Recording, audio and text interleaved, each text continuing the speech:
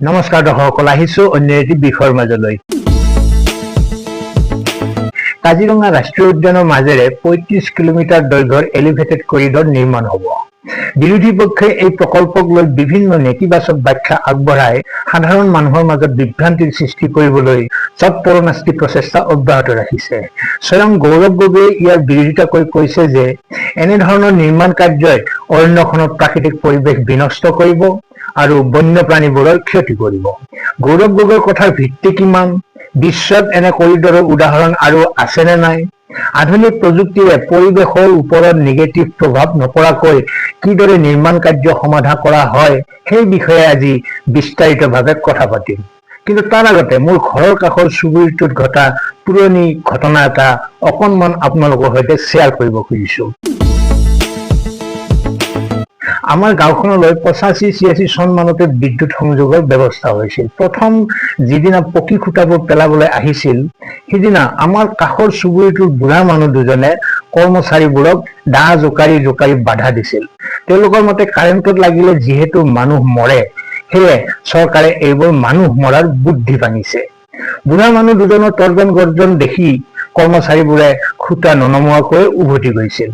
ফলত চুবুৰীটো দীৰ্ঘকালৰ বাবে বঞ্চিত হ'ব লগা হ'ল বিদ্যুৎ সংযোগৰ পৰা। সেই ৮৫-৮৬ চনৰ পৰা আহি আহি চুবুৰীটো উঠি অহা প্ৰজন্মই যেনিবা অৱশেষত ২০১০ চন মানত বিদ্যুৎ সংযোগ লাভ কৰিবলৈ সক্ষম হ'ল। এই কথাখিনি মই কিয় ক'লো সেই কথা বুজিবলৈ আহক ভিডিঅ'টোৰ মাজলৈ যাওঁ। প্ৰথমতে আমি বুজিব লাগিব এলিভেটেড কৰিডৰৰ প্ৰয়োজনীয়তা কি।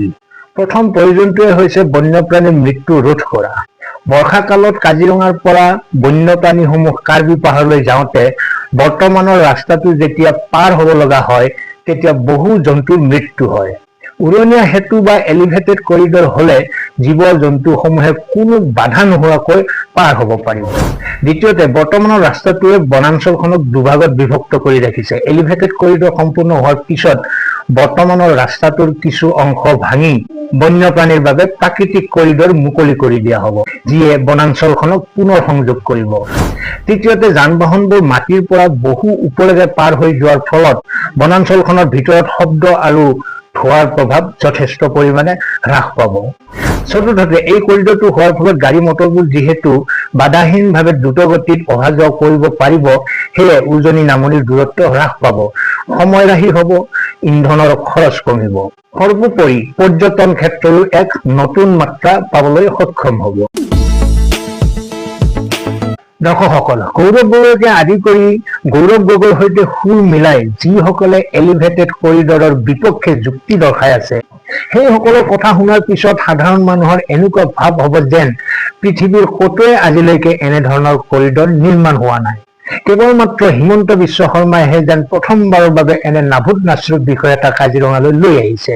কিন্তু বিশ্ব প্ৰেক্ষাপটত এনে উদাহৰণ অনেক আছে। আমাৰ দেশৰে মধ্যপ্ৰদেশত অৱস্থিত পেঞ্চ ৰাষ্ট্ৰীয় উদ্যানৰ মাজেৰে যোৱা ৪৪ নম্বৰ ৰাষ্ট্ৰীয় ঘাইপথৰ ওপৰত নিৰ্মাণ কৰা এলিভেটেড কৰিডৰটো বিশ্বৰ অন্যতম শ্ৰেষ্ঠ উদাহৰণ। ইয়াত প্ৰায় ১৬ কিলোমিটাৰ জুৰি কেইবাখনো ফ্লাইঅভাৰ বা উৰণীয়া সেতু আছে, যাৰ তলেৰে বাঘ, পহু আৰু অন্যান্য বন্যপ্ৰাণীসমূহে নিৰাপদে অহা যোৱা কৰিব পাৰে। সেইবাবে ইয়াক ইকো ফ্ৰেণ্ডলি হাইৱে বুলিও কোৱা হয়। কৰ্ণাটকৰ বান্দিপুৰ আৰু নগৰহোল টাইগাৰ ৰিজাৰ্ভ বনাঞ্চলসমূহৰ মাজেৰে যোৱা ঘাইপথত বন্যপ্ৰাণীৰ সুৰক্ষাৰ বাবে উৰণীয়া সেতুৰ ব্যৱস্থা কৰাৰ লগতে নিশাৰ পৰত যান বাহন চলাচলত বাধা আৰোপ কৰা হয়। কানাডাৰ ৱাল্ফ ৰাষ্ট্ৰীয় উদ্যানৰ মাজেৰে যোৱা ঘাইপথত বিশ্বৰ আটাইতকৈ উন্নত ৱাইল্ড লাইফ ক্ৰচিং ব্যৱস্থা আছে। ইয়াত কেৱল ফ্লাইঅভাৰেই নহয়, বন্যপ্ৰাণীৰ বাবে ৰাস্তাৰ ওপৰেৰে গ্ৰীণ ব্ৰিজ নিৰ্মাণ কৰা হৈছে, যাতে জন্তুবোৰে এখন পাহাৰৰ পৰা আনখন পাহাৰলৈ যাওঁতে ৰাস্তাৰ ওপৰেৰে যাব পাৰে। ছিংগাপুৰত অৰণ্যৰ মাজেৰে যোৱা এক্সপ্ৰেছ ৱেত ইকো লিংক নামৰ এখন বিশেষ দলং আছে। ই দুখন গুৰুত্বপূৰ্ণ বনাঞ্চলক সংযোগ কৰে, যাৰ ফলত বন্যপ্ৰাণীয়ে গাড়ীৰ খুন্দা নোখোৱাকৈ অহা যোৱা কৰিব পাৰে। বিৰোধীৰ আন এক অভিযোগ মতে নিৰ্মাণৰ সময়ত প্ৰাকৃতিক পৰিৱেশ বিনষ্ট হ'ব, জীৱ জন্তুবোৰৰ আলায়াথানি হ'ব। কিন্তু আধুনিক প্ৰযুক্তিয়ে এই আশংকাও দূৰ কৰিছে। উদাহৰণস্বৰূপে দলঙৰ ডাঙৰ ডাঙৰ খুঁটা বা অংশবোৰ বনাঞ্চলৰ পৰা দূৰৈত নিৰ্মাণ কৰি অনা হ'ব আৰু কেৱল যন্ত্ৰৰ সহায়ত কাজিৰঙাত স্থাপন কৰা হ'ব। ইয়াকে কোৱা হয় প্ৰিকাষ্ট টেকনলজি। ইয়াৰ ফলত বনাঞ্চলৰ ভিতৰত নিৰ্মাণজনিত শব্দ আৰু ধূলি বালি বহু পৰিমাণে হ্ৰাস হ'ব। এলিভেটেড কৰিডৰৰ দুয়োকাষে নইজ বেৰিয়াৰ অৰ্থাৎ আধুনিক শব্দ প্ৰতিৰোধক দেৱাল লগোৱা হ'ব, যাতে গাড়ীৰ শব্দ তললৈ নাযায়। তদুপৰি নিশা গাড়ীৰ হেডলাইটৰ পোহৰে যাতে বন্যপ্ৰাণীক বিভ্ৰান্ত নকৰে, তাৰ বাবে বিশেষ ধৰণৰ লাইট স্ক্ৰীন ব্যৱস্থা কৰা হ'ব।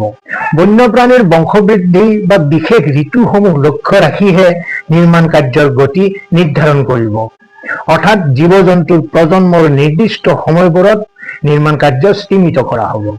বিৰোধীয়ে অভিযোগ কৰিছে যে ইয়াৰ দ্বাৰা বনাঞ্চল ধ্বংস হ'ব, কিন্তু প্ৰকৃততে বৰ্তমানৰ যিটো ডেথ ট্ৰেপ বা মৰণ ফান্দ স্বৰূপ ৰাস্তা আছে, তাক বন্যপ্ৰাণীৰ অনুকূল কৰিবলৈ এলিভেটেড কৰিডৰেই একমাত্ৰ বিকল্প।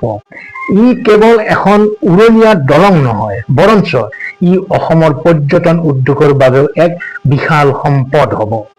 বিকাশ আৰু বিনাশ দুয়োটা কেতিয়াও একে হ'ব নোৱাৰে। বিজ্ঞানসন্মতভাৱে কৰা উন্নয়ন প্ৰকৃতিৰ বাবে আশীৰ্বাদহে। কাজিৰঙাৰ এই প্ৰকল্পটোৱে প্ৰমাণ কৰিব যে মানুহে প্ৰকৃতিৰ ক্ষতি নকৰাকৈও আধুনিক জীৱন যাপন কৰিব পাৰে। গতিকে ৰাজনৈতিক চশমাৰে নাচাই বন্যপ্ৰাণীৰ সুৰক্ষা আৰু অসমৰ উন্নয়নৰ স্বাৰ্থত এই প্ৰকল্পক আদৰণি জনোৱাটো প্ৰতিজন সচেতন অসমীয়াৰ কৰ্তব্য। কিন্তু গৌৰৱ গগৈৰ দৰে মুখ্যমন্ত্ৰীৰ সপোন দেখা এগৰাকী নেতাই যদি সেই কথা অনুভৱ কৰিব নোৱাৰে, তেন্তে তাতকৈ দুৰ্ভাগ্যৰ কথা অসমৰ বাবে কি হ'ব পাৰে ভাবকচোন। মই প্ৰথমেই কৈ অহা সেই বুঢ়া মানুহ দুজনৰ কথা মনত পেলাওক। সমগ্ৰ চুবুৰীটোৰ বাসিন্দাসকলে বুঢ়া মানুহ দুজনৰ পুৰণি কলীয়া চিন্তাৰ বলি হৈ কমেও 25 বছৰ কাল পোহৰৰ পৰা বঞ্চিত হৈ থাকিব লগা হৈছিল। তেনেহলে গৌৰৱ গগৈৰ দৰে উচ্চ শিক্ষিত লোকৰ পৰাও আমি তেনেকুৱাই চিন্তা কামনা কৰিম নেকি?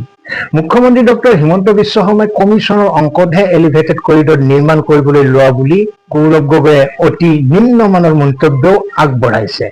কাজিৰঙাৰ বন্যপ্ৰাণী সুৰক্ষাৰ বাবে এই এলিভেটেড কৰিডৰ বা উৰণীয়া সেতু নিৰ্মাণৰ দাবী যে বহু পুৰণি আৰু ই যে স্থানীয় বিভিন্ন দল সংগঠনৰ তথা প্ৰকৃতি প্ৰেমীসকলৰ নিৰন্তৰ সংগ্ৰামৰ ফল, সেই কথাও চাগে গৌৰৱ গগৈয়ে গম নাপায়। যি নহওক, তেওঁলোকে এতিয়া ইয়াক লৈ নানা নেতিবাচক ব্যাখ্যা দিলেও এই প্ৰকল্পৰ প্ৰেক্ষাপট পৰ্যালোচনা কৰি দেখা যায় যে ই কোনো হঠকাৰী সিদ্ধান্ত নহয়, বৰঞ্চ ই মানুহৰ দাবী আৰু বৈজ্ঞানিক প্ৰয়োজনীয়তাৰ এক সন্মিলিত স্বৰূপহে।